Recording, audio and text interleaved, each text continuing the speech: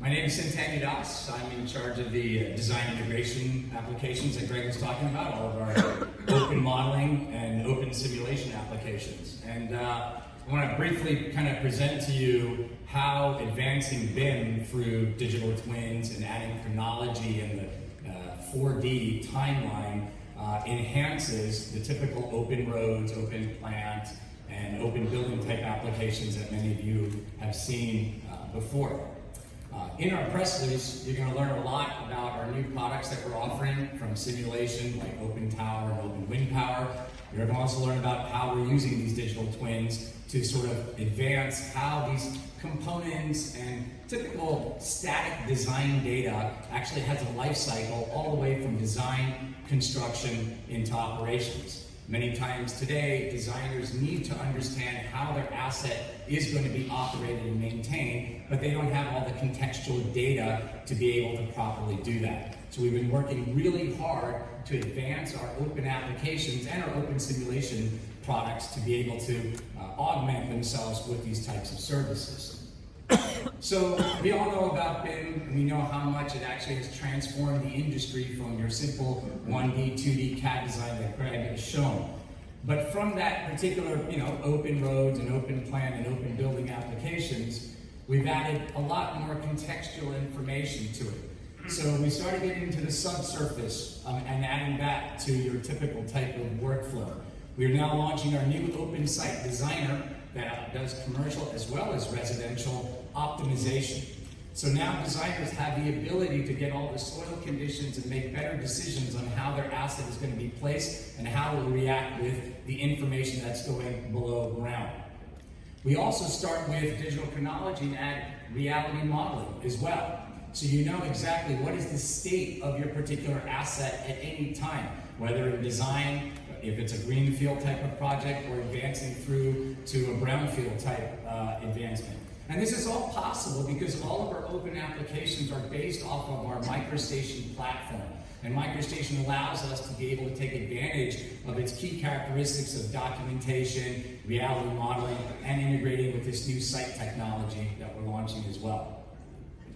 But 4D, or adding 4D or digital chronology, isn't just about learning about the components of the asset. It's also about continuous simulation as well.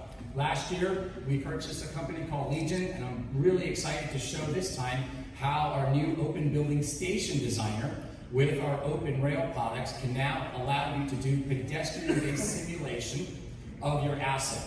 And this, again, not just from the design side, but also from the owner-operator. They can repurpose that same information from that digital twin to make better decisions on how to reduce congestion or increase safety.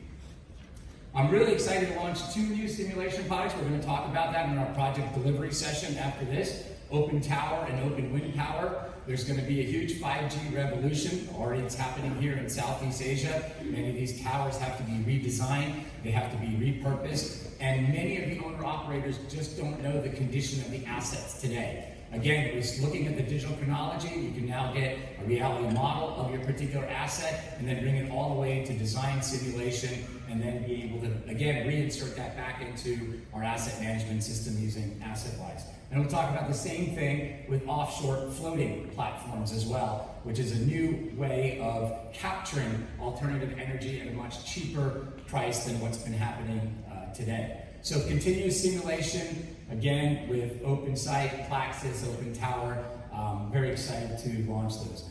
And because, again, we want to create data, digital data, using all of our advancements that we have, such that that information can all go from construction into operations. And I think my colleague Noah Eckhouse will talk about how that's going to move into Synchro again in our project delivery session.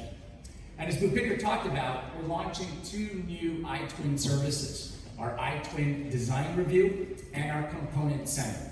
Digital components are extremely important from starting your project in design. However, you also want to be able to do that for simulation and operation.